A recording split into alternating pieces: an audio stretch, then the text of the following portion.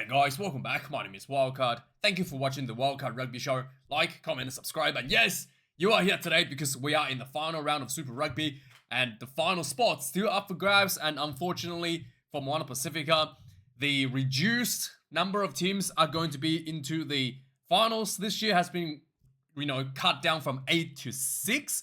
Moana Pasifika losing this one, falling just out of the 6 to the Blues. So Hurricanes, again, a legacy, I guess you could call it, a legacy traditional New Zealand Super Rugby team. Once again, just like all the other New Zealand traditional legacy teams, building towards the finals, getting better every week, and an outstanding performance, probably the best performance of the Hurricanes this season. And just pretty much when you need it as well, heading into the finals, 64 points to 12, absolute domination, I would say. Not as impressive as the Chiefs one last week, but yeah, Moana Pasifika definitely on the receiving end of a lot of that. It is really a little bit sad that Moana Pasifika didn't actually make it into the finals this year because of the reduced number of teams that are allowed to be in the finals. But it's such a great season for Moana Pasifika. Adi Savia played a tremendous role, helping out, supporting the team, being that role model, guiding the team over the younger players, especially throughout the season, to become better people, better players, and overall just growing as a team. And really unfortunate, really close, and this is just best season by far by Moana Pasifika since the inception of the team. And I think the players should be very proud. And I think most importantly, I think a lot of the players could take some of this experience to further pursue their careers in the future, especially for like the national teams like Tonga and Samoa as well. So this will be not the end for a lot of these players, just the beginning, and it's a great beginning for a lot of the youngsters heading into the test arena. Now for the Hurricanes, they really did the homework. I think this game, the Moana Pasifika in the previous rounds has been really good. When they won when they put up some of those upsets in previous rounds, it's through that physicality, through that second half. The reserves coming on and that boost of energy, and then once they get emotionally, engaged in the game, especially with some inspirational performances by Adi Savia, they really play out of their skins when they do that. And I think Hurricanes did a really smart strategy by pushing the tempo early and put that fatigue factor into the Moana Pasifika team tonight. And they just didn't have the energy left in the second half to try to get that second wind to which rocketed them to those upsets in the previous rounds. And I think Hurricane did that in a couple of different ways. One is they went like side to side a lot this game. If you watch the Hurricanes in the previous weeks, they don't go this wide this much. Previously, like almost every time they had the ball, they went all the way from one end of the field to the other end and back, just to make the Moana Pasifika players run side to side constantly and not allowing them to conserve those energy. Another way to build fatigue is with those kicking games, making Moana Pasifika players chasing back, and then the breakdown pressure, just relentless breakdown speed and breakdown pressure. Karefia once again outstanding for the Hurricanes, just speed at the breakdown, really punishing the Moana Pasifika players. You're running side to side and suddenly the breakdown is getting flooded. And then you're just, again, building that fatigue factor, punishing some of those big forwards, and just really taking off a lot of that, that physicality that the Moana Pasifika had, especially into that second half. The really smart gameplay from the Hurricanes, and in conjunction, this was a very polished play from as well. The two centers from the Hurricanes, both Billy Proctor and Peter Jensen, both had a just outstanding game tonight. Lots of strong carries, bumping off players as well. Just really probably the spine of the Hurricanes attack looked really good because of these two tonight as well. Lots of soft shoulders was broken, from the Moana Pasifika defense.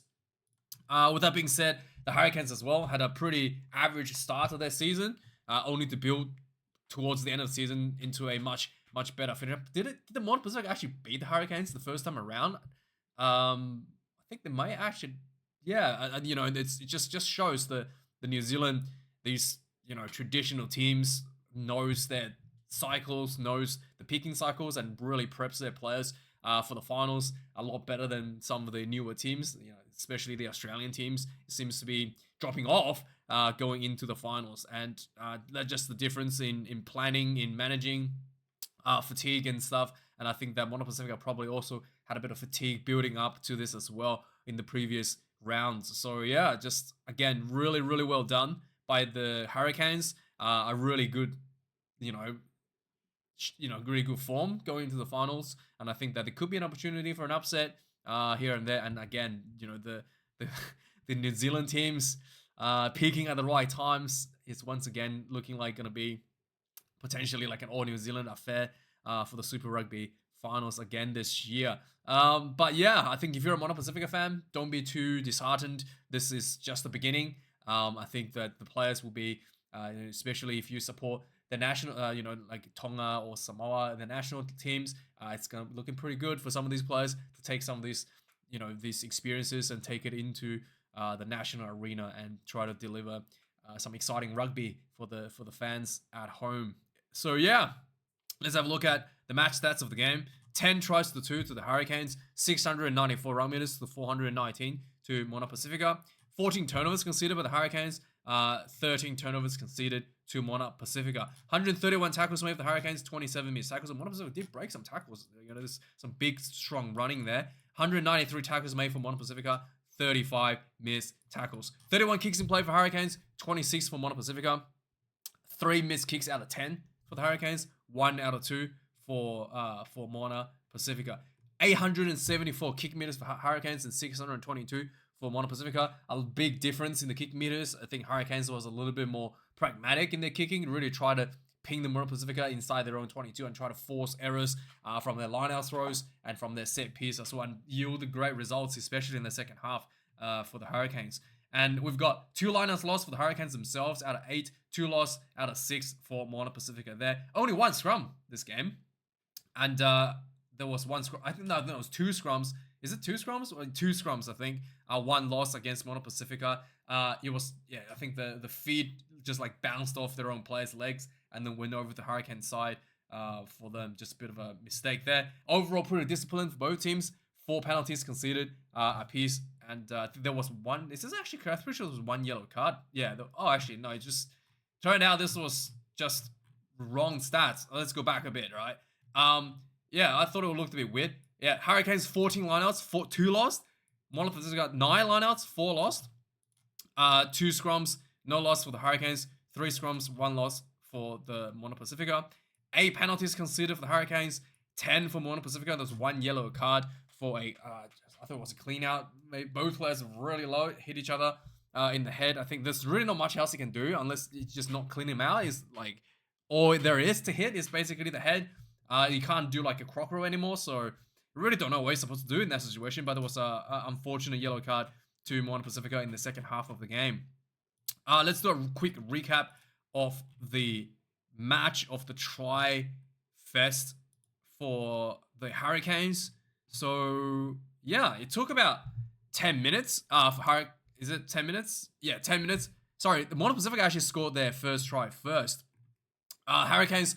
Both teams were actually doing their rush defense as well. The Hurricanes, I think, again, once the fatigue factor kicked in, the Hurricanes' rush defense become more and more potent in the second half. But early on, some rush defense from Moana Pasifika. There was a big throw over the top, a poor rush throw over the top, and then it was intercepted by one of Moana Pasifika players, and then it was like linked up with Tupou went in for the try. 7 points to 0 early on for Moana. And then 10 minutes into the game, Hurricanes fought back with the penalty. They went for the maul, and the maul just went in. There was pretty poor defensive structure for Moana. 7 points to 7. 14 minutes into the game, Hurricanes going wide, just side to side, finding some gaps. There was a nice little kick over the top by Flanders.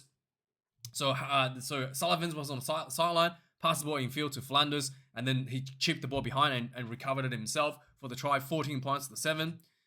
35 minutes in the game, Moana Pasifika was under pressure from the rush defense. There was a poor pass over the top, was intercepted by Cameron Roigard. ran through for the try, 21 points to 7.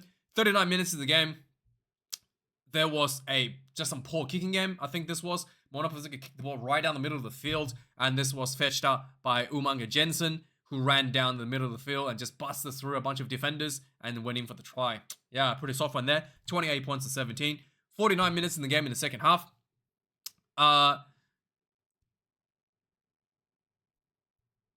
Yeah, again, there was Umanga Jensen got the ball, got like an offload from a half break, and then he just ran through, fended off, with a couple of defenders, and then just physicality went in for another try. 35 points to 7. 60 minutes in, there was a yellow card for the clean out that was given out against Moana Pasifika, and then 66, following this penalty, Moana went for another more, Hurricanes went for more, gets another try. 42 points to 7. Moana Pasifika fought themselves back at 64 minutes. They got a penalty. They went for their own more, and then gets himself on the board. 42 points to 12. This was Adi Savea got this one. And then 66 minutes into the game, they're just pretty much right from the kickoff. A bit of Hurricanes got a turnover. Again, the ball just kind of went wide from side to side, got close in, and then eventually went out to Billy Proctor. Billy Proctor. Sorry. So the ball kind of went down center field, got pretty close. Eventually went out to the big boy Raketti Stones. The big prop got the ball. He looked like he was gonna pass over the top. He looked like he was gonna pass the inside ball. He did a bit of everything, and then he just ran it himself. Carried a couple of players on his shoulders through. 49 points to 12. And then 70 minutes into the game, again more scrappy ball. The ball was kind of like thrown backwards to nobody, and Billy Proctor ran back to scoop the ball up. And again, Moana Pasifika disconnected on the defense coming up to pressure Billy, and Billy just ran through defense for a try. 52 points to 12. 75 minutes of the game, there was a 5-meter lineout from Moana Pasifika inside their own 22. The lineout was stolen, and then Hurricanes built that into another try with Inari. 59 points to 12. And finally, 80 minutes, there was a turnover by Karefi. They had a penalty right in front of the goal line. 50 minutes, 5 minutes from the try line. Tap and go, got pretty close, and then the ball spread out wide. And Clark gets the white pass, went in for the try. And final score, 64 points to 12 for the Hurricanes to finish the season. And then Moana Pasifika dropping out of top 6. So yeah, really disappointing. But yeah, let me know your thoughts about this game. Let me know your thoughts about the result. And thanks for watching, and like, comment, subscribe, and I'll see you guys later for the final review for Super Rugby 2025. Cheers!